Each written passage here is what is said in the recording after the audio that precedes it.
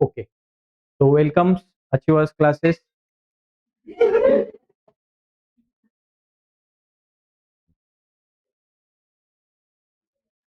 चला, तर काल आपण काय बघितलं होतं? हार्ट सिस्टीम बघितली होती पूर्ण, आणि आपण आताही त्याच्या पुढे कंटिन्यू करायचं. ओके, सो हार्टचं हे काय आहे? वर्टिकल सेक्शन आहे. वर्टिकल सेक्शन मध्ये याला काय म्हणतात? Inferior vena cava, superior vena cava, right atrium, right ventricle, left atrium, left ventricle. Okay, त्याच्यानंतर जे इम्प्युअर ब्लड आहे, डिऑक्सिजनेटेड ब्लड, हे लंग्स कडे जातं बाय पल्मनरी आर्टरी, आणि प्युरिफाय होऊन तेच परत लेफ्ट आर्ट्रियम मध्ये येतं बाय, बघा 4 वेसल्स दिलेले आहेत, याला म्हणतात pulmonary Wien. Okay, so impure blood घेऊन जाणारी पल्मनरी आर्टरी, प्युअर ब्लड घेऊन येणारी पल्मनरी वेन. ओके, आणि मग लेफ्ट ऑट्रियम मधनं लेफ्ट वेंट्रिकल मध्ये जातं प्युअर ब्लड, आणि मग अयोटा थ्रू काय होतं? थ्रू आउट द बॉडी मध्ये काय होतं? ब्लड सर्क्युलेशन होतं. ओके, मग जर आपल्याला ब्लड सर्क्युलेशन करायचं आहे, so that for that purpose आपल्याकडे हार्ट तर आहे. Heart is a pumping organ. Heart काय काम करते? फक्त ब्लड पंप करण्याचं काम करतं, दुसरं काम हार्ट करत नाही. पण ते एका ठिकाणाहून जर दुसऱ्या ठिकाणी वाहून न्यायचंय, सो फॉर दॅट पर्पज आपल्याला एक ट्युब्युलर और ट्यूब लाईक स्ट्रक्चरची आवश्यकता आहे. उदाहरणार्थ घ्या, आपल्या इथे पाण्याची टाकी आहे सोसायटीमध्ये खाली. ओके, आणि वरती पण एक पाण्याची टाकी असते, बरोबर? किंवा घरामध्ये जर नळामधनं पाणी जर आपल्याला वरती न्यायचंय, फॉर दॅट पर्पज आपल्याला कशाची आवश्यकता पडते? मोटरची, बरोबर? सो मोटर लावतो आपण, पण पाणी वर नेण्यासाठी म्हणून आपल्याला काय पाहिजेत? नळ पाहिजेत, बरोबर? नळ पाहिजे की नको? तो नळ हवेत. तसंच आपल्या बॉडीमध्ये पंपिंग ऑर्गन तर हार्ट आहे, पण ते थ्रू आउट द बॉडी पर्यंत ब्लड पोहोचवण्यासाठी आपल्याला कशाची आवश्यकता आहे? एक ट्यूब लाईक स्ट्रक्चरची, त्यालाच आपण काय म्हणतो? वेसल्स असं म्हणतो. काय म्हणतो? वेसल्स. बघा, पंपिंग ऑर्गन आहे आपल्या बॉडीमध्ये, आणि मग आपल्या बॉडीमध्ये अशी नेटवर्क ऑफ ट्यूब आहे. काय आहे? नेटवर्क ऑफ ट्यूब आहे. जे ट्यूब्स काय करतात? बघा, रेड कलरचे जे दिसत आहेत ते काय करतात? प्युअर और ऑक्सिजनेटेड ब्लड कॅरी करण्याचं काम करतात, आणि ब्ल्यू कलरच्या ज्या व्हेसल्स आहेत ह्या इम्प्युअर किंवा डिऑक्सिजनेटेड ब्लड कॅरी करण्याचं काम करतात. ओके, सो हे नेटवर्क ऑफ ट्यूब्स आपल्या बॉडीमध्ये आहे, आणि हे काय खूप इम्पॉर्टंट आहे थ्रू आउट द बॉडीमध्ये ब्लड सर्क्युलेट करण्यासाठी. सर, ब्लड का सर्क्युलेट करायचंय पूर्ण बॉडीमध्ये? ब्लड का सर्क्युलेट करायचंय? कारण जे काही आपण खाणार आहोत, जे काही खाणार आहोत त्याच्यामधून जे ऍब्सॉर्ब होणार आहे ग्लुकोज, हे डिफरंट डिफरंट सेल पर्यंत पोहोचवायचंय. जे काही आपण इनहेल केलंय ऑक्सिजन, तो पूर्ण बॉडी पर्यंत पोहोचवायचा आहे, सगळ्या सेल्स पर्यंत, सगळ्या टिश्यूज पर्यंत पोहोचवायचंय. आणि मग तो ग्लुकोज आणि ऑक्सिजनचा वापर करून सेल काय करणार आहे? एनर्जी तयार करणार आहे in the form of ATP. कशाच्या फॉर्म मध्ये?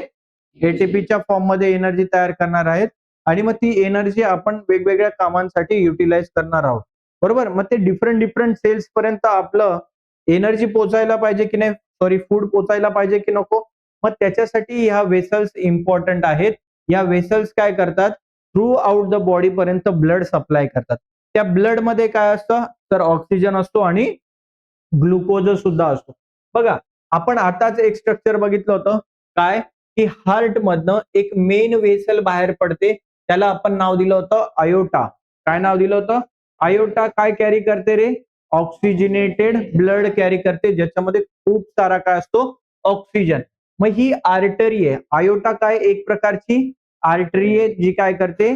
प्युअर ब्लड कॅरी करते. आता एक गोष्ट तुम्ही लक्षात ठेवायची की आर्टरी काय करत असते? प्युअर ब्लड कॅरी करण्याचं काम करते. प्युअर म्हणजेच काय? ऑक्सिजनेटेड ब्लड कॅरी करण्याचं काम करते. आता ही जी आर्टरी आहे पुढे जाऊन बायफर्गेट होते. काय होते? बायफर्गेट होते, म्हणजे तिचे वेगवेगळे तिला फाटे फुटतात, बरोबर? आणि मग तिचं असं कॅपिलरी लाईक एकदम फाईन फाईन जसे आपले केस आहेत, अशा केसांसारख्या स्ट्रक्चर मध्ये काय होतं? तिचं डिवायडेशन होतं. तिला आपण काय म्हणतो? आर्टरी असं म्हणतो. सॉरी, कॅपिलरी असं म्हणतो. तिला काय म्हणतो आपण? कॅपिलरी. ओके, आता जो काही ऑक्सिजन तुम्ही घेतलाय हा, किंवा जो काही फूड तुम्ही ब्लड मध्ये टाकलेले आहेत, हे या आर्टरी थ्रू कोणापर्यंत पोहोचतं? कॅपिलरी पर्यंत पोहोचतो. आता या कॅपिलरी मध्ये सगळी एक्सचेंजची रिॲक्शन होते. जी एक्सचेंज आपण कुठे बघितलं होतं रे? अल्व्हिओलाय मध्ये बघितलं होतं. कुठे बघितलं होतं? अल्व्हिओलाय. आणि अल्व्हिओलाय मध्ये काय होतं रे? अल्व्हिओलाय मध्ये काय होतं? ऑक्सिजन आणि कार्बन डायऑक्साईडचं ट्रान्सफॉर्मेशन होतं. ट्रान्सफॉर्मेशन किंवा एक्सचेंज म्हणूया आपण त्याला. बघा, अशी ही तुमची अल्व्हिओलाय आणि तुम्ही बघितली होती की इकडून एक वेसल येते, इकडून एक वेसल येते. ओके. आणि याच्यामधनं कार्बन डायऑक्साईड काय टाकला जातो? एक्सचेंज केला जातो आणि त्याच्या बदली ऑक्सिजन काय केला जातो? या ब्लड वेसल्स मध्ये इनपुट केला जातो. बघितलं होतं की नाही? तर ह्या ज्या बारीक बारीक वेसल्स असतात, या बारीक बारीक वेसल्स यांना आपण काय म्हणतो? कॅपिलरीज असं म्हणतो. काय म्हणतो? कॅपिलरी असं म्हणतो. एक असेल तर कॅपिलरी, खूप सारे असतील तर कॅपिलरीज. ओके. मग बघा, ह्या कॅपिलरीज डिवायडेड झाल्यात. इथे एक्सचेंज ऑफ मटेरियल्स होतं. एक्सचेंज ऑफ मटेरियल काय असतं रे? बघा, उदाहरणार्थ ह्या ब्लड मध्ये काय आहे? ग्लुकोज आहे, ऑक्सिजन आहे. बघा, हा ऑक्सिजन आला, आपण इथे टाकलं. इथे बघा, या डिफरंट डिफरंट सेल्स दिसत आहेत का तुम्हाला? Yes or no? या सेल्स काय करतील? ऑक्सिजन घेतील, त्या ब्लड मध्ये असलेला ग्लुकोज घेतील, युटिलाइज करतील आणि त्याच्यापासून काय तयार करतील? एनर्जी. याला आपण सेल्युलर रिस्पायरेशन रिएक्शन असं म्हटलं होतं. बरोबर. आता सगळं ऑक्सिजन कंझ्युम झाला, ग्लुकोज पण कंझ्युम झाला आणि प्रोडक्ट काय तयार झाले होते बघा? कार्बन डायऑक्साईड, वॉटर वेपर आणि एनर्जी. मग आता हा जो तयार झालेला कार्बन डायऑक्साईड आहे म्हणजे वेस्ट मटेरियल, हा कशामध्ये टाकला जातो? या दुसऱ्या कॅपिलरी मध्ये. बघा, जो ब्ल्यू ब्ल्यू कलरचा भाग दिसतोय आणि कार्बन डायऑक्साईड ऍड झाल्यामुळे आणि ऑक्सिजन कमी झाल्यामुळे त्याचा कलर काय होतो? ब्ल्यू नाही होत. ऍक्च्युली ब्ल्यू नाही होत, रेडच असतो तो. पण ते ब्लड काय आता झालंय? डिऑक्सिजिनेटेड झाले. तुम्हाला समजण्यासाठी म्हणून तो ब्ल्यू कलर दाखवलाय. ब्लडचा कलर ब्ल्यू होत नाही. ओके, समजलं का? मग हा काय झाला? कार्बन डायऑक्साईडचं प्रमाण जास्त झालंय. ह्या सेल लेवलला ही एक्सचेंज होते. काय सांगायचं तात्पर्य होतं? की ही मेन तुमची अयोटा बघा बायफर्गेट झाली इंटू आर्टरी. ही बारीक बारीक छोट्या छोट्या आर्टरीज मध्ये डिवाइड झाली आणि आणखी परत आणखी छोट्या छोट्या बघा, ही मेन तुमची व्हेसल आणखी तुमची बायफर्गेट झाली 1, 2 आणि 3 पार्ट्स मध्ये. आणखी परत छोटी छोटी छोटी छोटी बायफर्गेट झाली. दिसतंय का तुम्हाला? आणि मग एकदम फाईन फाईन फाईन फाईन अशा कॅपिलरीज मध्ये ती डिवाइड झाली. याला आपण काय म्हणतो? कॅपिलरीज. यांना काय म्हणतो आपण? आर्टरी. आणि ही जी मेन व्हेसल आहे हिला काय म्हणतो? आयोटा. ठीक आहे. आता ह्या परत बघा, ह्या कॅपिलरीज आहेत ज्या डिऑक्सिजिनेटेड ब्लड घेत आहेत. ओके, यांना कॅपिलरीज म्हणणार आपण. आता बघा, ह्या ज्या वेसल्स आहेत यांना काय म्हणणार? वेन. यांना काय म्हटलं होतं आपण? आर्टरीज. काय म्हटलं होतं? आर्टरीज. यांना काय म्हणणार आहेत आपण? वेन. बघा, वेन्स काय करतात? डिऑक्सिजिनेटेड ब्लड कॅरी करतात. डिऑक्सिजिनेटेड ब्लड कॅरी करतात आणि आर्टरीज काय करतात? ऑक्सिजिनेटेड ब्लड कॅरी करतात. आणि ही मेन व्हेसल आहे तुमची. हिला तुम्ही काय म्हणणार? एक तर म्हणा, जर खालून येत असेल तर तिला काय म्हणणार? Inferior vena cava. आणि जर वरून येत असेल तर काय म्हणणार? सुपेरियर. ओके, समजलं तुम्हाला मग हे? ठीक आहे. तो ह्या वेसल्स आहेत, खूप इम्पॉर्टंट आहे. परीक्षेमध्ये याच्यावर तुम्हाला काय विचारला जातो? प्रश्न विचारला जातो. काय प्रश्न असतो? की ब्लड व्हेसल काय करा? तुम्ही डिस्टिंग्विश करा. Distinguish between artery and veins. Artery आणि वेन्स मध्ये काय करा? तुम्ही डिस्टिंग्विश करा. आर्टरीज काय करतात? कॅरी करतात ब्लड कुठून? हार्ट पासनं पूर्ण बॉडी पर्यंत, होल बॉडी पर्यंत. ठीक आहे. वेन्सचं काय काम आहे? Bring back the deoxygenated blood to the heart. पुन्हा सगळं ब्लड कुणापर्यंत घेऊन येणे? हार्टकडे. आर्टरी काय करतात? हार्ट कडनं blood through out the body. Veins काय करतात? पुन्हा सगळं ब्लड कुठे घेऊन येतात? हार्टकडे घेऊन येण्याचं काम करतात. बघा, ह्या ज्या आर्टरीज असतात यांच्यामध्ये काय? हाय प्रेशर असतो. काय असतो? High pressure. कारण का? बघा, पंप केल्यावर उदाहरणार्थ एखादा फुगा घ्या. घेतला फुगा आणि त्याला प्रेस करा. काय होईल रे? वरती प्रेशर क्रिएट होतो का? खाली जर तुम्ही प्रेस केला तर वरती प्रेशर क्रिएट होतो का? येस. ओके. सो या आर्टरीज मध्ये काय असतं? हाय प्रेशर असतं. आर्टरीज मध्ये काय असतं? हाय प्रेशर असतं, पण वेन्स मध्ये मात्र एवढा प्रेशर नसतो. Do not tolerate high pressure. या जास्त हाय प्रेशर टॉलरेट करू शकत नाही. याच्यामध्ये काय असतात रे बघा, थिक आणि इलॅस्टिक वॉल्स असतात. Elastic walls. इलॅस्टिक म्हणजे काय रे? हा, स्ट्रेच होतात, आपल्या रबर सारखं स्ट्रक्चर असतं जरा. आणि त्या कशा असतात? थिक. त्यांची जी वॉल असते बघा, ही वेसल आहे समजा, ही एक आर्टरी आहे, ठीक आहे. तर हिची जी वॉल आहे ही कशी असते? एकदम थिक असते. ही वॉल कशी असते? एकदम थिक, जाड. का? कारण ह्याच्यामध्ये खूप हाय प्रेशरने ब्लड काय होत असतं? फ्लो होत असतं, म्हणून ही थिक असते. पण त्याच कंपॅरिझन मध्ये वेन काय असते? मात्र पातळ असते, थीन असते. काय असते? थीन असते. कळलं का तुम्हाला?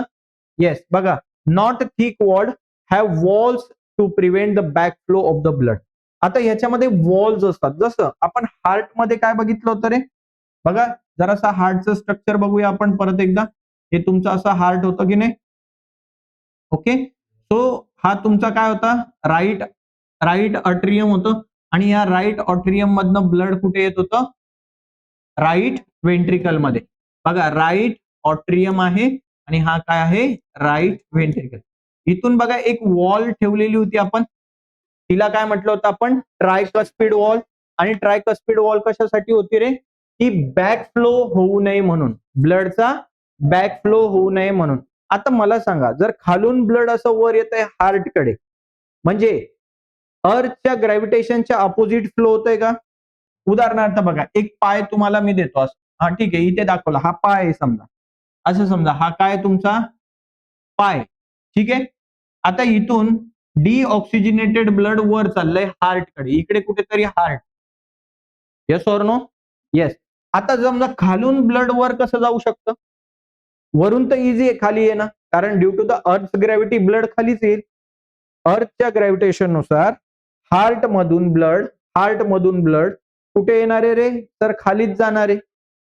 काय त्याच्यामध्ये शंकाच नाहीये. बट खालून जर ब्लड वर येत आहे, तर तो प्रेशर कुठे क्रिएट होईल? डाऊनवर्ड डायरेक्शनला. मग तो प्रेशर रिड्यूस करण्यासाठी म्हणून इथे काय असतात? वॉल्स असतात. काय असतात? वॉल्स. बघा, मग जेव्हाही हार्ट पंप होतं, लगेच एवढा भाग ब्लड वर सरकला आणि ही वॉल लगे क्लोज झाली. ठीक आहे. क्लोज झाल्यामुळे आता बॅक फ्लो होईल का? नाही. आता परत जेव्हा हार्ट पंप होतं, तेव्हा इकडचं ब्लड वर सरकतं. परत ही वॉल काय होते? क्लोज होते. ठीक आहे. जेव्हा वर जाणार, पंप झालं, पंप झाल्यावर काय होतं? हे ब्लड वर सरकतं. जसं वर सरकतं, ही वॉल ओपन होते. ओपन झाल्यावर ब्लड वर जातं आणि जेव्हा नंतर काय होते? ती वॉल क्लोज होते. क्लोज झाल्यामुळे ब्लड खाली येईल का आता? नाही. असं थोडं थोडं थोडं करत करत करत ब्लड आपल्या हार्ट पर्यंत पोहोचतं. म्हणजेच काय? की वेन्समध्ये काय असतात रे? वॉल्स असतात. काय असतात? वॉल्स असतात. कारण त्या डिऑक्सिजनेटेड ब्लड कॅरी करतात. कुठून? डाऊनवर्ड डायरेक्शन पासून हार्टकडे. अर्थच्या अपोजिटली काम करतात ते. ग्रॅव्हिटेशनल फोर्सच्या अपोजिट काम करतात आणि म्हणून त्याच्यामध्ये काय असतं? वॉल्स असतात. समजले? हे मुद्दे महत्वाचे आहेत. बघा, आता ब्लड वर गेलं तर खाली येऊ नये म्हणून वॉल बघा क्लोज होते. दिसतंय का तुम्हाला? Yes or no? बघा, हार्ट आता ब्लड वर गेलं, क्लोज झाली. वर गेलं, क्लोज झाली. वर गेलं, क्लोज झाली. Yes or no? येस. अशा पद्धतीने काम करतात. हे 3-4 मुद्दे तुम्हाला लिहिता यायला पाहिजेत. काय लिहिणार आहे तुम्ही? सगळ्यात पहिला मुद्दा, आर्टरीज मध्ये काय लिहिणार? की आर्टरीज काय करतात? कॅरी करतात blood from heart to other part of the body. आणि वेन्सचं काय लिहिणार? Veins carry the blood from other part of the body to the heart. आणखी एक महत्वाचा मुद्दा लिहू शकतात, arteries carries oxygenated blood. Except एकच आर्टरी अशी आहे की जी ऑक्सिजनेटेड नाही, डिऑक्सिजनेटेड ब्लड नेते. तिचं नाव आहे पल्मनरी आर्टरी. आणि वेन्स बद्दल काय लिहिणार? Veins carry deoxygenated blood except pulmonary Wien.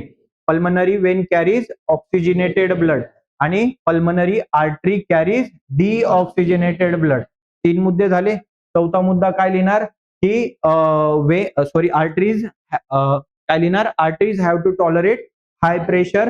Veins do not have tolerate high pressure. Okay. इकडे काय लिहिणार? थिक अँड इलॅस्टिक वॉल्स इकडे काय लिहिणार, not thick walls but walls are present in the veins. Okay, काय, walls are present in the veins to prevent the back flow. काय flow करण्यासाठी, back flow prevent करण्यासाठी. समजलं का इथपर्यंत? काही शंका आहे तुम्हाला? ओके, चला जाऊया मग पुढे. आता आपल्याला ब्लडचा वन वन एक एक पार्ट आपल्याला शिकायचा आहे. आतापर्यंत आपण हार्ट बद्दल शिकलो, बरोबर. त्या वाहून येणाऱ्या वेसल्स बद्दल शिकलो. दोन प्रकारच्या वेसल्स होत्या, एक होत्या आर्टरीज, दुसऱ्या होत्या वेन्स. ओके, आणि आर्टरीज आणि वेन्स कुठे कनेक्ट होतात, एका ठिकाणी कनेक्ट होतात, त्याला काय म्हणतो आपण, कॅपिलरीज असं म्हणतो. आणि कॅपिलरीच्या ठिकाणी काय होतात, एक्सचेंज ऑफ गॅसेस होतं, हे आपण बघितलं होतं. आता ब्लड, ऍक्च्युली ब्लड जे आहे हे दोन कॉम्पोनंट पासून बनलेलं असतं. बघा हे जे ब्लड आहे हे किती कॉम्पोनंट पासून बनलंय, दोन. पहिला पार्ट आहे तुमचा लिक्विड वाला पार्ट आणि दुसरा पार्ट आहे तुमचा सेल वाला पार्ट. लिक्विड मध्ये काय येतं बघा, मेजरली तर काय असतं ते तुमचं प्लाझ्मा असतं. काय असतं, प्लाझ्मा. मी तुम्हाला सांगितलं होतं की जर तुम्ही एखाद्या ठिकाणी पडलात, तुम्हाला लागलं, तर थोड्या वेळाने ब्लड क्लॉट होतं, गाठ गुठळी तयार होते ब्लडची, माहिती आहे ना. ओके, आणि त्या ठिकाणी एक येलो येलो कलरचं फ्लुइड पण तुम्हाला दिसतं, त्याला काय म्हणतात, लिम्फ असं म्हणतात, किंवा त्यालाच काय म्हणतात, प्लाझ्मा असं म्हणतात. सो हा येलो येलो कलरचं लिक्विड आहे, त्याला काय म्हणतात, प्लाझ्मा. आणखी याच्यामध्ये काय असतं, अशा रेड प्रकारच्या सेल्स असतात, त्याला म्हणतात रेड ब्लड कार्पजल्स. काय म्हणतात, शॉर्टकट मध्ये काय म्हणायचं त्याला, आरबीसी. त्याच्यानंतर या अशा व्हाईट कलरच्या पाच प्रकारच्या वेगवेगळ्या इसिनोफिल्स, बॅसोफिल्स बघायचंय तुम्हाला पुढे, त्याला म्हणतात डब्ल्यूबीसी. काय म्हणतात, डब्ल्यूबीसी म्हणजे काय, व्हाईट ब्लड कार्पसल्स. काय म्हणतात, व्हाईट ब्लड कार्पसल्स. आणि तिसरे असतात प्लेटलेट्स. काय असतात, प्लेटलेट्स. जेव्हा तुम्हाला मलेरिया, डेंग्यू यासारखे आजार होतात, ताप येतो, त्यावेळेस डॉक्टर काय सांगतो की तुमच्या काय झाल्यात, डब्ल्यूबीसी कमी झाल्यात किंवा प्लेटलेट्स कमी झाल्यात.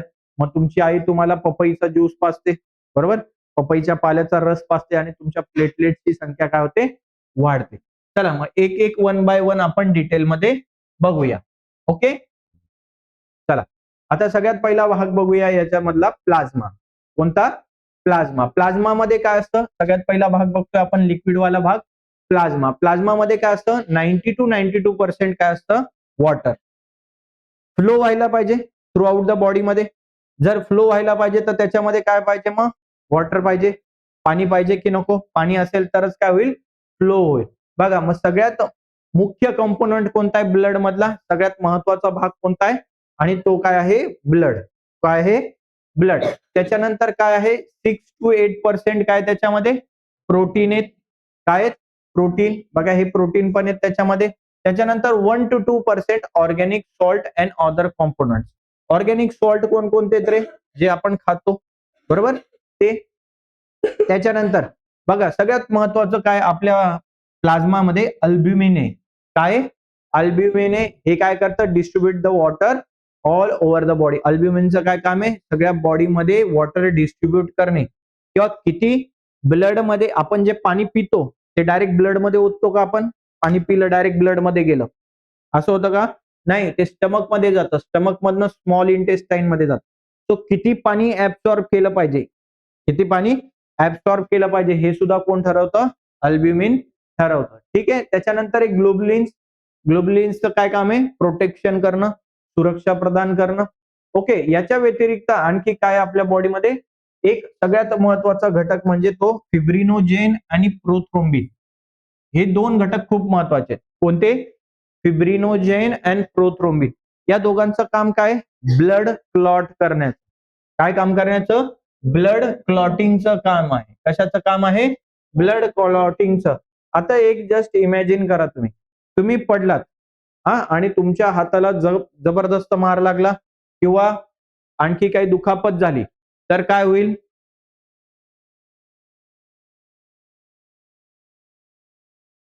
अरे मूर्खा बाजूला बघ,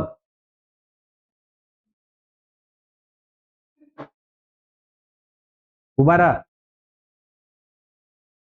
मागे जा, तिकडे उभा राहा.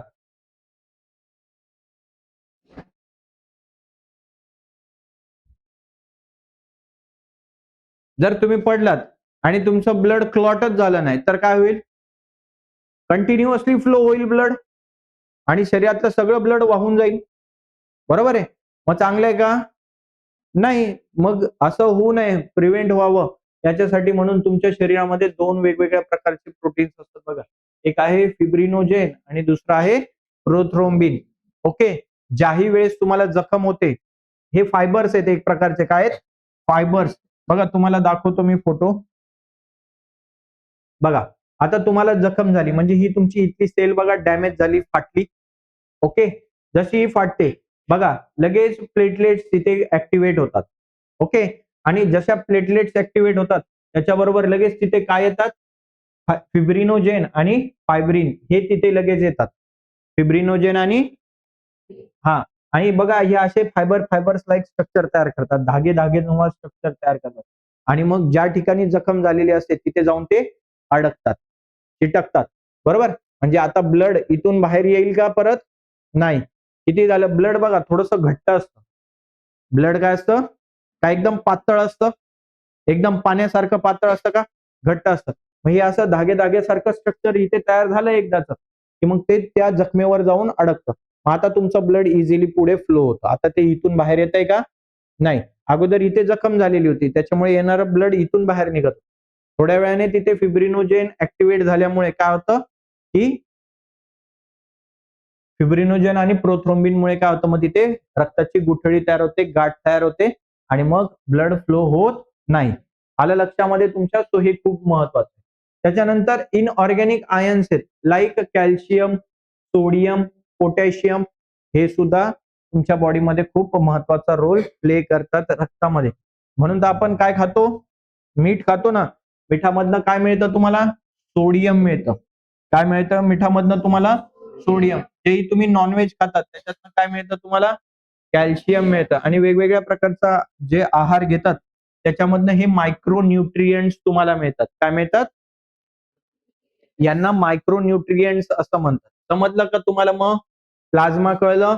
काय काय असतं प्लाझ्मामध्ये? प्लाझ्मामध्ये काय काय असतं मग? बघा 90 to 95% 90 to 92% काय असतं?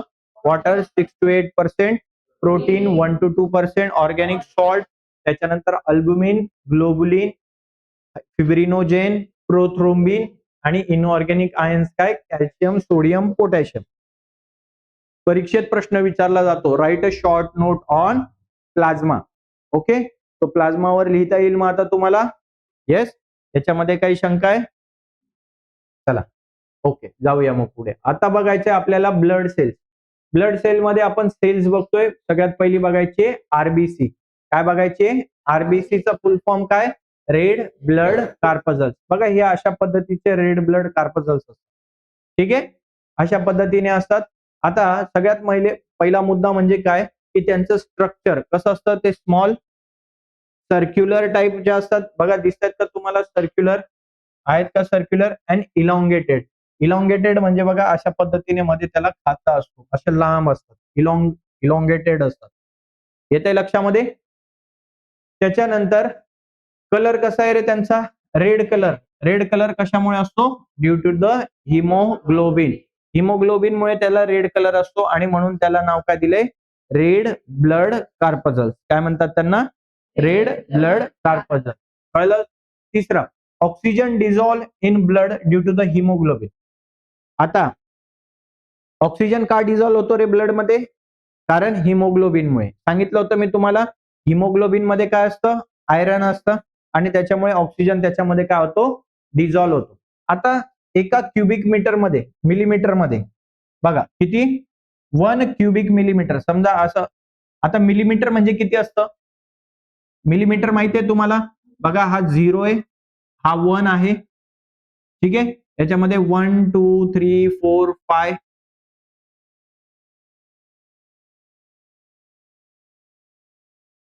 1, 2, 3, 4, 5, 6, 7, 8, 9 आणि हा 10. 10 म्हणजे 1 सेंटीमीटर झाला. ही एवढी जी लाईन आहे हिला काय म्हणतात? 1 मिलीमीटर. काय म्हणतात? 1 मिलीमीटर. मग 1 मिलीमीटरची लेंथ घ्या, ब्रेड्थ घ्या, हाईट घ्या आणि असा 1 मिलीमीटरचा एक क्यूब बनवा. ओके? याच्यामध्ये या एवढुशा एरियामध्ये आता 1 मिलीमीटर तुमच्या स्केलवर बघा किती अंतर. हे तरी मी थोडस झूम करून दाखवलं तुम्हाला. याला काय म्हणणार 1 mm क्यूब. काय म्हणणार याला 1 mm क्यूब. याची लेंथ किती आहे 1 mm, हाईट किती आहे 1 mm आणि ब्रेडथ पण किती आहे 1 mm. याला म्हणणार 1 mm क्यूब. या 1 mm क्यूब मध्ये किती आरबीसी सापडतात तुम्हाला 50 to 60 lakh आरबीसी. 50 ते 60 लाख आरबीसी तुम्हाला या ठिकाणी सापडतात. ठीक आहे. मग याची संख्या कमी व्हायला नको, याची संख्या जास्त सुद्धा व्हायला नको, लिमिटेडच राहायला पाहिजे. ठीक आहे. मग डॉक्टर लोक जेव्हा चेक करतात तुम्हाला ताप वगैरे येतो तेव्हा हे चेक करतात की 50 और 60 lakh पेक्षा जास्त झाल्यात की कमी झाल्यात. कमी झाल्यात तर मग काय केलं जातं तुम्हाला रक्ताचा पुरवठा केला जातो. ओके. किंवा त्या संदर्भात औषधी दिल्या जातात. आरबीसीज आज produce in a red bone marrow. सगळ्यात महत्वाचं आरबीसीज कुठे प्रोड्यूस होतात रे रेड बोन मॅरो. बघा इथे हा बोन मॅरो असतो आपला. या बोन मॅरो मध्ये ह्या रेड ब्लड तयार होतात, आरबीसीज तयार होतात. ठीक आहे.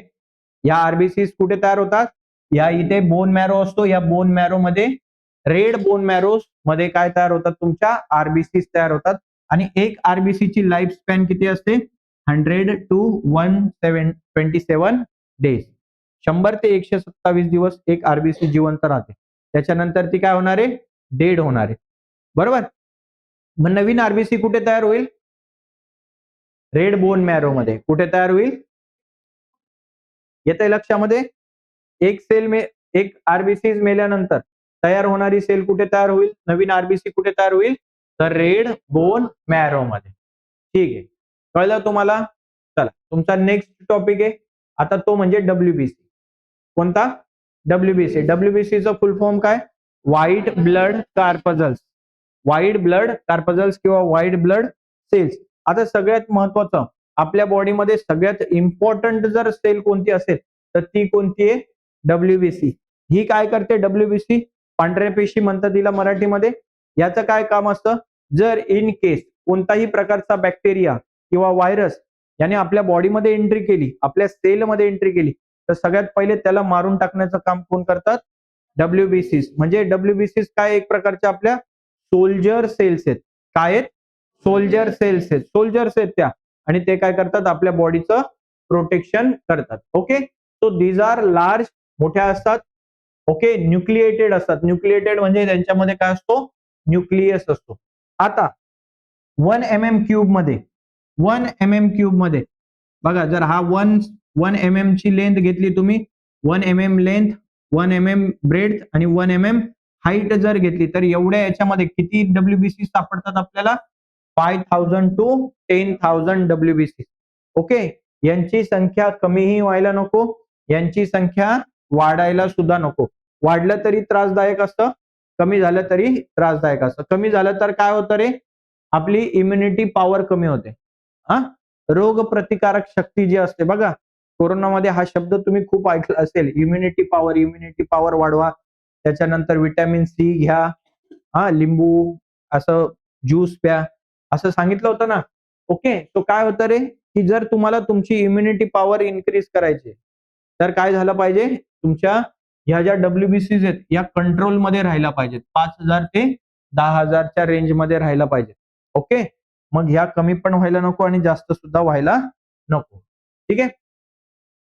तिसरं आता 5 प्रकारच्या डब्ल्यूबीसीज असतात. तुम्हाला हे येणार आहे का परीक्षेमध्ये एवढं डिटेलमध्ये येणार नाहीत, फक्त बघून घ्या. पहिला टाईप काय बॅसोफिल्स. पहिला टाईप काय बॅसोफिल्स. बघा ह्या अशा पद्धतीने असतात. यांचा न्यूक्लियस अशा पद्धतीने दिसतो. त्याला म्हणतो आपण बॅसोफिल्स. दुसरं आहे इसिनोफिल्स. इसिनोफिल्स मध्ये बघा थोडंसं इथे कनेक्शन दिसतंय 2 न्यूक्लियस मध्ये. ठीक आहे. तिसरं आहे न्यूट्रोफिल्स. काय आहे न्यूट्रोफिल्स. इथे बघा 3 प्रकारचे न्यूक्लियस वेगवेगळे दिसत आहेत तुम्हाला. ऍक्च्युली ते 3 वेगवेगळ्या प्रकारचे नाहीयेत. काय आहेत एकच आहेत परंतु दिसत आहेत आपल्याला तर याला काय म्हणणार न्यूट्रोफिल. बॅसोफिल मध्ये किती न्यूक्लियस दिसत होता ओनली 1. इथे 2. इथे किती दिसत आहेत 3. ओके. त्यानंतर मोनोसाइट. बघा मग आता इथे काय दिलेलं आहे तुमचं कुठे गेलं रे हा बघा हा मोनोसाइट आहे आणि एक शेवटचा राहिला लिम्फोसाइट. Where is lymphocyte. हा लिम्फोसाइट आणि हा मोनोसाइट. ओके. फक्त नावं लक्षात ठेवा. ओके. तुम्ही जेव्हा 11th स्टँडर्ड मध्ये जाल आणि 12th स्टँडर्ड मध्ये जाल तेव्हा हे आणखी खूप डिटेलमध्ये मग यांचा पूर्ण स्टडी एकदम डिटेल मध्ये आहे. तुम्ही आता एवढं जरी लक्षात ठेवलं की डब्ल्यूबीसीचे किती प्रकार पडतात, टाइप्स ऑफ डब्ल्यूबीसीस किती आहेत, 5 टाइप्स ऑफ डब्ल्यूबीसीस. पहिलं कोणतं आहे, बॅसोफिल्स, नंतर इसिनोफिल्स, न्यूट्रोफिल्स, मोनोसाइट आणि लिम्फोसाइट. ओके, या 5 प्रकारच्या सेल्स. मग जर आपण वाईड डब्ल्यूबीसीचा अभ्यास केला तर आपल्या काय लक्षात येईल रे, मग डब्ल्यूबीसीस काय आहेत, produce in red bone marrow. हे सुद्धा कुठे तयार होतात, रेड बोन मॅरो मध्येच तयार होतात. आणि ह्यांना काय म्हणतो आपण, सोल्जर इन अवर बॉडी, आपल्या बॉडी मधले सोल्जर. ठीक आहे, यांची रेंज किती आहे, 5000 टू 10,000. ठीक, चला जाऊया पुढे. This cell attacks the pathogens entering our body. जे आपल्या बॉडीमध्ये पॅथोजन्स एंटर करतात त्यांना हे मारण्याचं काम करतात. ते protect us from the microbial diseases. जे मायक्रोबियल डिसीजेस असतात त्यांच्यापासून हे आपलं काय करतात, प्रोटेक्शन करतात. कळतंय तुम्हाला. तिसरा मुद्दा आहे तो म्हणजे काय, platelet. Okay, these are extremely small and disc shape. बघा ह्या ज्या दिसत आहेत एकदम एकदम स्मॉल असतात. आता हे झूम करून दाखवलंय तुम्हाला म्हणून. हे व्हाईट व्हाईट काय रे, हा प्लेटलेट्स नाही आहेत, त्या डब्ल्यूबीसीज आहेत. त्या काय आहेत, डब्ल्यूबीसीज. ह्या प्लेटलेट्स आहेत या. ओके, आणि त्यांची रेंज किती आहे, 2.5 टू 4 लाख प्लेटलेट्स आपल्या बॉडीमध्ये असतात. त्यांचं फंक्शन काय, की participate in blood clotting process. तुमची जी ब्लड क्लॉट होण्याची जी प्रोसेस आहे त्या प्रोसेसमध्ये कोण काम करतं, प्लेटलेट्स काम करतात. समजलं का तुम्हाला. आता बघा इथे दिलेलं आहे तुम्हाला फंक्शनिंग ऑफ ब्लड. ब्लडचे काय काय फंक्शन आहेत, काय काय काम करतात. सगळ्यात पहिले ट्रान्सपोर्ट ऑफ गॅसेस. गॅसेसचं ट्रान्सपोर्टेशन करण्यामध्ये ब्लडचं काम आहे का, येस. ओके, डिऑक्सिजनेटेड ब्लड मध्ये काय कॅरी करतात ते, कार्बन डायऑक्साइड. आणि ऑक्सिजनेटेड ब्लड मध्ये काय कॅरी करतात, ऑक्सिजन. ओके, सेकंड काम काय त्यांचं, ट्रान्सपोर्ट ऑफ न्यूट्रिएंट्स.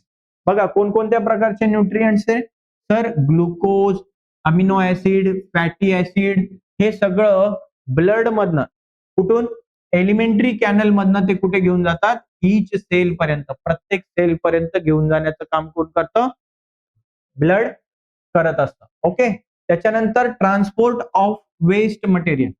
जसं न्यूट्रिएंट्स कॅरी करतात त्याचप्रमाणे ते काय, वेस्ट मटेरियल सुद्धा कॅरी करण्याचं काम करतात. आता बघा ज्या तुमच्या सेल्स आहेत या सेलच्या ठिकाणी सेल्युलर रेस्पिरेशनची रिएक्शन झाली. काय सेल्युलर रेस्पिरेशनची रिएक्शन, तर ग्लुकोज इनटेक केला, ऑक्सिजन घेतला, हे सगळंच कुठे पोहोचलं, सेल पर्यंत.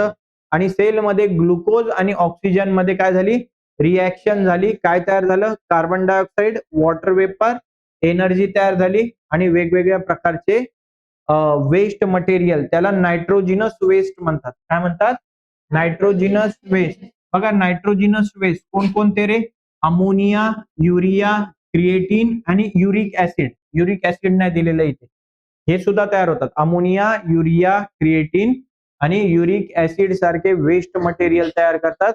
हे सुद्धा वेस्ट मटेरियल कॅरी करून नेण्याचं काम कोण करतं, ब्लड. आणि ते ब्लड कुठे घेऊन जातं, हे वेस्ट मटेरियल आपल्या किडनीकडे.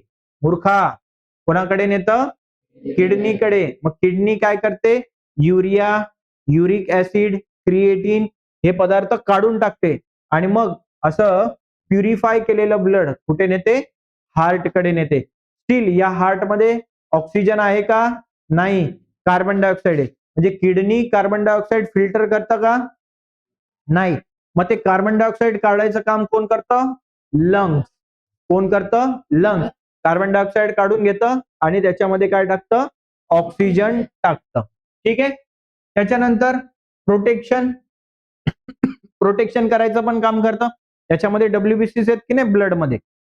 ब्लडमध्ये काय आहेत, डब्ल्यूबीसीस आहेत. आणि डब्ल्यूबीसीस काय करतं, आपल्या बॉडीला प्रोटेक्ट करायचं काम करतं. It act as a soldier cell. त्याच्यानंतर एन्झाईम आणि हार्मोन्स ट्रान्सफर करण्याचं सुद्धा काम करतं. आता काय हे एन्झाईम्स आणि हार्मोन्स, बघा तुम्हाला जर एखादा जोक सांगितला की तुम्हाला लगेच हसू येतं, येतं की नाही येतं, बरोबर. मग ते हसू काय येतं, कारण तुमचा ब्रेन तुम्हाला तशी ऑर्डर देतं हसायचं, बरोबर. मग त्यावेळेस काय होतं, की तुमच्या इथे असणारी पिच्युटरी ग्लँड ऍक्टिव्ह होते आणि ते काहीतरी हार्मोन्स सिक्रेट करते, काहीतरी हार्मोन्स तयार होतात आणि ते हार्मोन्स तयार झाल्यामुळे तुमच्या बॉडीमध्ये तुम्हाला हसण्याची ऍक्शन येते आणि मग तुम्ही हसतात, बरोबर. तसंच तुमच्या बॉडीमध्ये काही हार्मोन्स असतात जे तुमच्या बॉडीमध्ये जेव्हा सिक्रेट होतात तेव्हा तुम्हाला असं वाटतं की आता भूक लागली, मग तुम्ही लगेच खातात, गप्पा गप्पा गप्पा गप्पा खात. खाल्लं गेलं, मग परत ब्रेन तुम्हाला एक हार्मोन सिक्रेट करून देतो आणि तो हार्मोन सिक्रेट झाल्यावर तुम्हाला असं वाटतं की हा आता पोट भरलं, मग लगेच तुम्ही स्टॉप होता, मग त्याच्या पुढे तुम्ही खात नाही. ओके, सो हे सगळं ऍक्टिव्ह कोण करतं रे? Hormones active. राग येतो तुम्हाला, प्रचंड राग येतो, येतो का? त्याही वेळेस काय होतं, तुमच्या शरीरामध्ये एक विशिष्ट प्रकारचा हार्मोन सिक्रेट झालेला असतो आणि तो हार्मोन सिक्रेट झाला की मग तुम्हाला राग येतो, तुमचा ब्लड प्रेशर वाढतो, तुमचे हार्टबीट्स वाढतात, असा अंग थरथर थरथर करायला लागतं. ओके, सो हे कशामुळे होतं? हार्मोन्समुळे होतं. ओके, सो हे सगळे जे हार्मोन्स किंवा एन्झाईम्स आहेत, हे सिक्रेट करायचं काम कोण करतं? वेगवेगळ्या प्रकारचे ऑर्गन्स करतात, ते सिक्रेट करतात. परंतु ती ऑर्डर कोण देतं? ब्रेन. आणि ते ऑर्डर दिल्यावर ते तयार करतात हार्मोन्स विशिष्ट. आता उदाहरणार्थ बघा, पॅनक्रियाज नावाचं एक ऑर्गन आहे आपल्या बॉडीमध्ये. ओके, पॅनक्रियाज काय तयार करतं? इन्सुलिन तयार करतं. काय तयार करतं? इन्सुलिन. इन्सुलिन काय करतं? रक्तामधली शुगर कमी करायचं काम करतं, बरोबर. मग आता ती ऑर्डर कोण देईल? ब्रेन ऑर्डर देते कोणाला? पॅनक्रियाजला, की काय तयार कर? इन्सुलिन तयार कर. पॅनक्रियाजने इन्सुलिन तयार केलं का? येस. मग आता ते कुठे टाकेल तो इन्सुलिन? ब्लड मध्ये टाकेल. कुठे टाकेल? कारण ब्लड कॅरी करून घेऊन जाणार आहे ना. ओके, सो हे सगळे एन्झाईम्स आणि हार्मोन्स कॅरी करून ट्रान्सपोर्ट करायचं काम कोण करतं? ब्लड. त्याच्यानंतर महत्वाचं आहे थर्मोरेग्युलेशन. थर्मोरेग्युलेशन म्हणजे काय? आपल्या बॉडीचं टेम्परेचर 37 डिग्रीला कॉन्स्टंट ठेवण्याचं काम सुद्धा कोण करतं? ब्लड करत असतं. कोण करत असतं?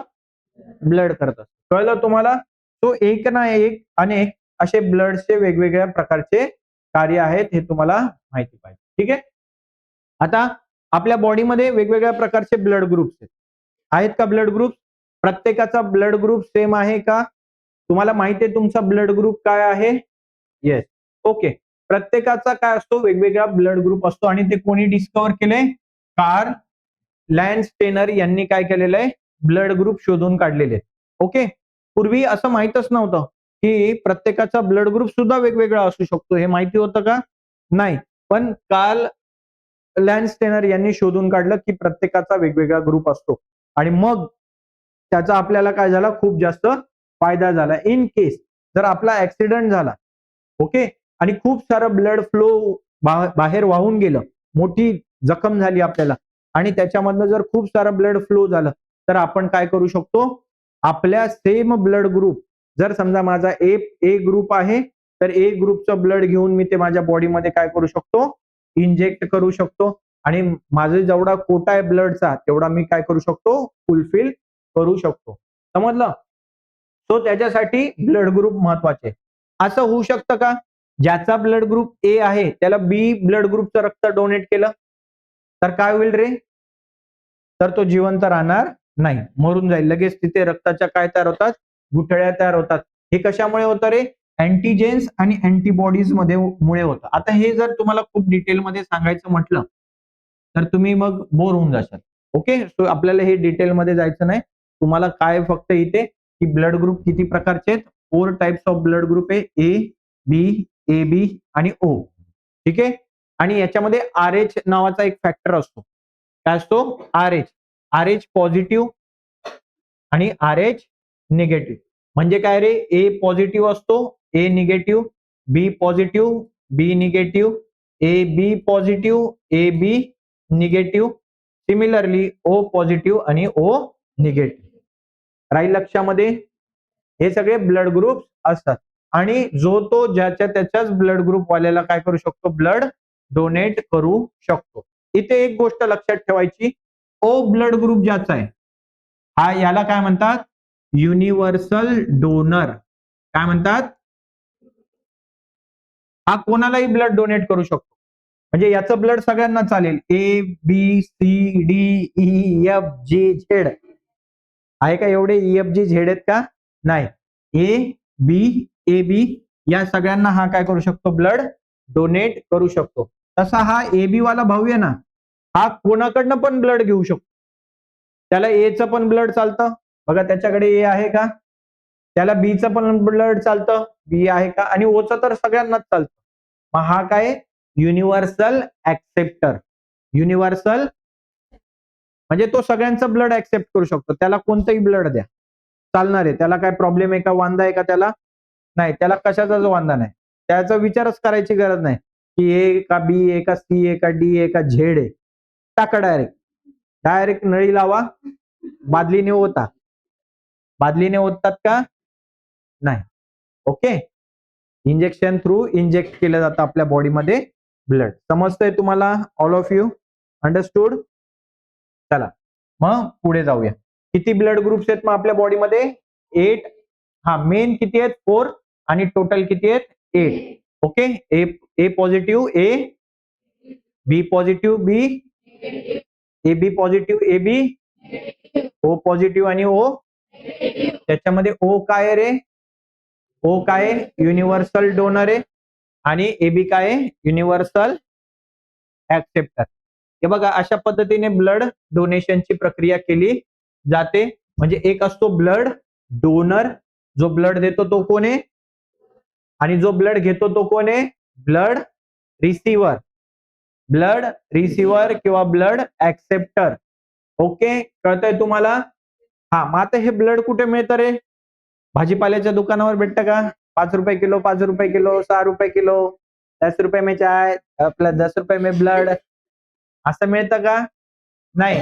ते जसं पैसे आपल्याला बँकेमध्ये मिळतात किंवा बँकेतनं आपण पैसे घेऊ शकतो, देऊ शकतो, सिमिलरली ब्लड सुद्धा एका ठिकाणी स्टोअर करून ठेवलं जातं आणि त्याला म्हणतात ब्लड बँक. काय म्हणतात? मग जेव्हाही तुम्हाला ब्लडची आवश्यकता पडली तेव्हा तुम्ही ब्लड बँकमध्ये जायचं, त्यांना सांगायचं की आम्हाला ए पॉझिटिव्ह ब्लड ग्रुप हवाय. अर्थात तुमच्या सांगण्यावर ते तुम्हाला देणार आहेत का?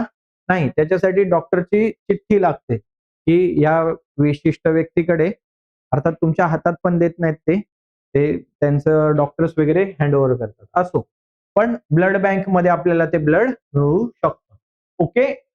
पर्सन जो डोनेट करतो त्याला ब्लड डोनर म्हणतात आणि पर्सन जो रिसिव्ह करतो त्याला काय म्हणतात? ब्लड रिसिप्टंट. ओ ग्रुप काय रे? युनिव्हर्सल ब्लड डोनर आहे. आणि ए बी काय आहे? युनिव्हर्सल ऍक्सेप्टर आहे, रेसिपियंट आहे. समजलं का तुम्हाला? आता बघूया ब्लड प्रेशर. काय बघूया? Blood pressure. कधी कधी काय होतं की खूप जास्त टेन्शन आल्यामुळे, परीक्षा जवळ आली, अभ्यास झालेला नाहीये, म्हणून तुम्हाला खूप जास्त टेन्शन येतं, डोकं बिकं दुखायला लागतं. Yes or no? मग डोकं दुखायला लागलं का तुमचं प्रेशर हाय होतं. ओके, तुमचा प्रेशर काय होतो? हाय. मग आता तुमच्या शरीरामधला प्रेशर वाढलाय, शरीरामधला म्हणजे ब्लडचा, वेसल्सचा, वेसल मध्ये ब्लड आहे ना, तो त्याच्यामधला प्रेशर वाढलाय. हे कोणत्या मशीनने मोजतात? त्याला काय म्हणतात? सिस्को मॅनोमीटर. काय म्हणतात? ओके, स्पायग्मो मॅनोमीटर असं म्हणतात त्याला. ठीक आहे, सिस्मो म्हणा, स्पायग्मो म्हणा, मॅनोमीटर.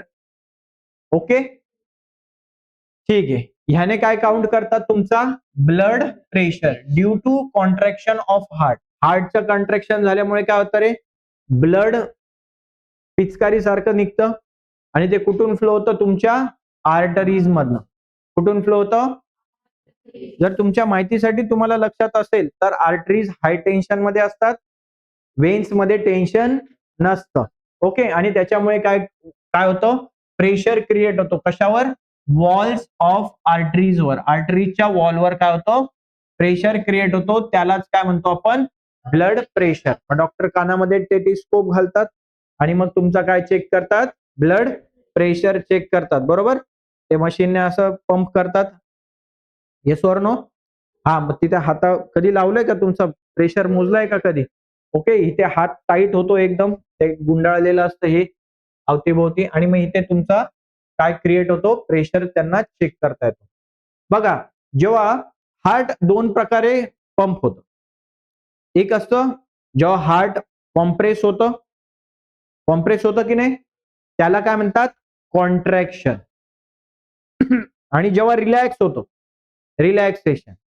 मग जे कॉन्ट्रॅक्शन होतं आणि त्यावेळेस जो आपण ब्लड प्रेशर मोजतो त्याला म्हणतात सिस्टॉलिक ब्लड प्रेशर. काय म्हणतात? जेव्हा तुमचा हार्ट कॉन्ट्रॅक्ट होतो त्यावेळेस प्रेशर जास्त असेल का कमी असेल? जास्त. म्हणजे सिस्टॉलिक मध्ये ब्लड प्रेशर कसा असतो? जास्त. आणि ज्यावेळेस तुमचा हार्ट रिलॅक्स होतो त्यावेळेस जो ब्लड प्रेशर काउंट होतो त्याला काय म्हणतात? Diastolic blood pressure. आणि बघा, म्हणून ब्लड प्रेशर एक कमी रेंजचा असतो आणि एक हाय रेंजचा. तुमचा ब्लड प्रेशर किती राहायला पाहिजे? 80 to 120 mm इतका तुमचा ब्लड प्रेशर राहायला पाहिजे. हा एका हेल्दी मॅनचा आहे. काय? हेल्दी मॅनचा. 120 to 139 पर्यंत आणि 80 to 89 mm पर्यंत राहायला पाहिजे. म्हणजे डायस्टोलिक जो आहे, जो कमीवाला डायस्टोलिक, जेव्हा हार्ट रिलॅक्स होतो तेव्हा कमीत कमी किती राहायला पाहिजे? 80. 80 पेक्षा जर खाली गेला तर काय होईल रे? त्याला म्हणतात लो ब्लड प्रेशर. त्याला काय म्हणतात? आणि 139च्या पुढे गेला तर काय म्हणणार? High blood pressure. त्याला हायपर टेन्शन असं पण म्हणतात. त्याला काय म्हणतात? कळलं तुम्हाला? ओके. तो इथे काय दिलेले आहे तुम्हाला? ब्लड डोनेशनची प्रक्रिया दिलेली आहे की प्रत्येकाने काय केलं पाहिजे? वर्षातनं कमीत कमी 3दा ब्लड डोनेट केलं पाहिजे. पण त्याचं वय किती पाहिजे? अबोव्ह 18. किती पाहिजे ब्लड? अबोव्ह 18. आणि तुम्ही कितीदा ब्लड देऊ शकतात? वर्षातनं 3दा. म्हणजे 4-4 महिन्यानंतर एकदा तुम्ही ब्लड डोनेशन करू शकता. एकदा ब्लड डोनेट केलं तर आपण किती ब्लड डोनेट करतो रे? 350 ml. 350 ml ब्लड आपण एका टायमाला काय करतो? डोनेट करतो. आणि जे 350 ब्लड डोनेट केलं म्हणजे तुमच्या शरीरातनं 350 ml कमी झालं का? Yes or no? 350 ml कमी झालं का? बघा, आपलं शरीर किती भारी आहे की आपण 24 आवर्स मध्ये तेवढं ब्लड तयार करतो. किती आवर्स मध्ये? 24 आवर्स मध्ये आपण तेवढं ब्लड काय करतो? तयार करतो. आणि असं आपण वर्षातनं कितीदा केलं पाहिजे? 3दा ब्लड डोनेट केलं पाहिजे. ब्लड डोनेशन ही चांगली प्रक्रिया आहे. पण कोणी ब्लड डोनेट करू नये? तर बिलो 18, 18 वर्षाखालील जी मुलं आहेत त्यांनी ब्लड डोनेशन करायची गरज नाही, कारण ते अजून लहान आहेत. ओके. आणि प्रेग्नेंट बायांनी, कोणी प्रेग्नेंट किंवा ब्रेस्ट फिडिंग करणारे म्हणजे गरोदर माता आणि डिलिव्हरी झाल्यानंतरच्या ज्या माता, त्यांनी काय करू नये? ब्लड डोनेट करू नये. कारण का? कारण त्या काळामध्ये त्यांच्या शरीरालाच ब्लडची जास्त आवश्यकता असते. त्यांच्या शरीराला काय असते? ब्लडची आवश्यकता असते. सो त्यांनी ब्लड डोनेशन करायचं काम नाही. यांनी ब्लड डोनेशन करू नये. There is no trouble during or after the blood donation. Blood donation केल्यानंतर कोणत्याही प्रकारचा त्रास होत नाही.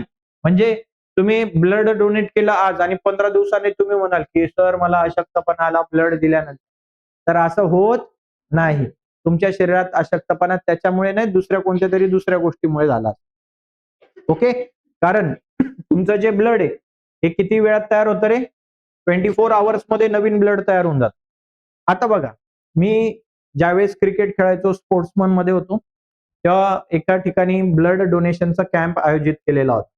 मग आम्ही सगळ्या स्पोर्ट्समनने ठरवलं की आपण तर स्पोर्ट्समॅन आहे, आपण ब्लड दिलं पाहिजे. कॉलेजला असतानाची गोष्ट. मग आम्ही गेलो ब्लड डोनेशनला. आम्हाला लावले, आमच्याकडनं ब्लड वगैरे काढून घेतलं. मग मी असं उठलो लगेच. असं झोपलेलं असतात ते, झोपून ब्लड काढून घेतात आणि मी लगेच असा उठलो. मग त्या नर्स मॅडम होत्या, त्या म्हणाल्या की सर जरा बसा तुम्ही अजून थोडा वेळ. त्यांनी मला चहा दिली, बिस्किट दिलं, एक पार्लेजीचा पुडा आणि बनाना दिलं एक. हे खायचं असतं लगेच आपण एनर्जी, कारण आपल्या शरीरातनं ब्लड गेलेलं असतं आणि शरीराला त्याची सवय नसते. बरोबर आहे ना? तर काय झालं? मी म्हटलं मॅडम मी स्पोर्ट्समॅन आहे म्हटलं, मला काही होत नाही. आणि मी फक्त असा पाय ठेवला खाली आणि असा खाली गळालो. मला 2-3 जणांनी पकडलं. मग झोपवलं बेडवर. मी 15 मिनिटांनी शुद्धीवर आलो. अरे मी कहा हो, जिवंत आहे, जिवंत आहे, अजून जिवंत. म्हणून ब्लड डोनेशन केल्यावर लगेच शानपणा करायचा नाही. ओके, ऐकून घ्यायचं नर्स लोकांचा. मग त्यांनी मला परत चहा दिला, एक फ्रुटी दिली, मग ते खाल्ली. मग मी अर्धा तास गुपचूप बस. मी म्हटलं की जास्त शानपणा करायची गरज नाहीये. 1 ऑक्टोबरला काय केलं जातं रे? Blood donation day, national voluntary blood donation day म्हणून सेलिब्रेट केला जातो. आणि आपण प्रत्येक 1 वर्षामध्ये 1 इयरमध्ये किती टाइम ब्लड डोनेशन केलं पाहिजे? 3 to 4 टाइम्स आपण काय केलं पाहिजे? ब्लड डोनेशन केलं पाहिजे. ठीक आहे. इथे दिलेले हायपरटेन्शन. हायपरटेन्शन आपण बघितलं होतं ऑलरेडी, की ब्लड प्रेशर नॉर्मल प्रेशर पेक्षा जास्त होणे, याला काय म्हणतात आपण? हायपरटेन्शन. म्हणजे 139 mm ऑफ Hg, याच्यापेक्षा ब्लड जास्त, याच्यापेक्षा प्रेशर वाढणे, ह्याला काय म्हणतो आपण? Hyper tension. कोणाचा हायपर टेन्शन म्हणजे ब्लड प्रेशर 160, 70, 80 पर्यंत पण जातो. ओके, सो त्याला काय म्हणतो आपण? Hyper tension. याच्यामध्ये काय होतं?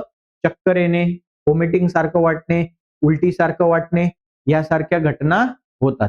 ओके, सो ते वाईट असतं हायपर टेन्शन. एकदा तुमचा ब्लड प्रेशर वाढला तर तो मिनिमम नॉर्मल स्टेजला यायला 2 ते 3 दिवस लागतात. ओके, तो जास्त टेन्शन घ्यायचं नाही अभ्यासाचं. हा, मस्तपैकी रिलॅक्स राहायचं, थोडा थोडा अभ्यास रोज करायचा, म्हणजे परीक्षेच्या टायमाला टेन्शन येत नाही. Okay, so both systolic and diastolic blood pressures are high in hypertension. बघा, हायपरटेन्शन मध्ये सिस्टोलिक आणि डायस्टोलिक ब्लड प्रेशर काय असतो? हाय असतो. आता आपण बघितलं होतं. ओके, सिस्टोलिक किती असतो रे? 120 आणि डायस्टोलिक किती असतो? 80. बरोबर, हे ब्लड प्रेशर्स आपण चेक केले होते. आता याच्यानंतर मॅक्सिमम किती होऊ शकतात रे? 139 आणि 80च्या ठिकाणी किती होऊ शकतो? 89 पर्यंत. आता जेव्हा हायपर टेन्शन येतं तुम्हाला, ओके, त्यावेळेस ह्या दोन्ही प्रेशर काय करतात? ते क्रॉस करून जातात. उदाहरणार्थ हा असतो 150 आणि हा असतो 110 किंवा हा 160, 110.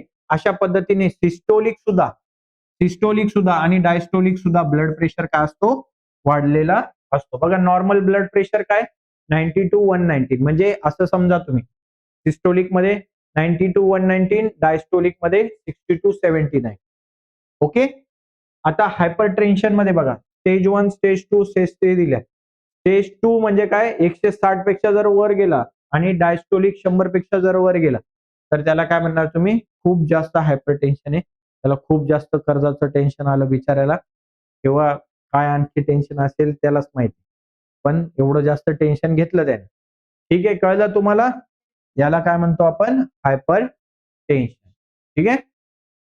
So in this way we have finished our chapter.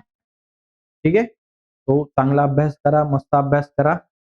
ठीक आहे. वारंवार व्हिडिओ बघा. व्हिडिओ बनवण्याचा पर्पजच काय? की तुम्ही वारंवार बघावं आणि तुमचा अभ्यास इथेच पक्का व्हावा. ठीक आहे. काही समजलं नसेल तर तुम्ही शंका विचारू शकतात.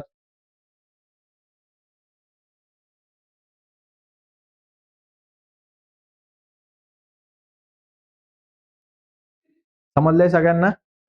करायचं wind up? Okay. Thank you and have a great day.